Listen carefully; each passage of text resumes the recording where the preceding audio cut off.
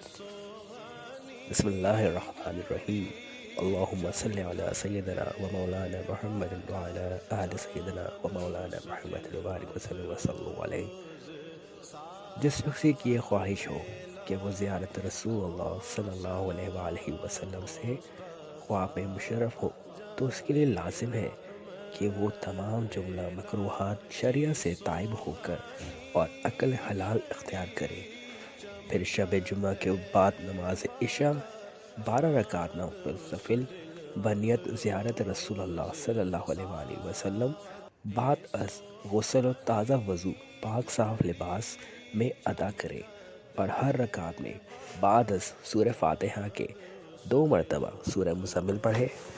نماز سے فارغ ہو کر پاک صاف بستر پر قبلہ رخ بیٹھ کر درود صوفی 16 بار پڑھ کر سو جائے۔ چہرہ قبلہ رخ رکھے اور کسی سے بات چیت اس دوران نہ کرے۔ انشاءاللہ العزیز اللہ چند یوم کے اس عمل سے زیارت رسول اللہ صلی اللہ علیہ وآلہ وسلم سے خواب میں مشرف ہوگا اور اپنی مراد کو پہنچے گا۔ اللہم صلی علی سیدنا و مولانا محمد وعلی آل سیدنا و مولانا محمد وبارک وسلم وصلو علیہ۔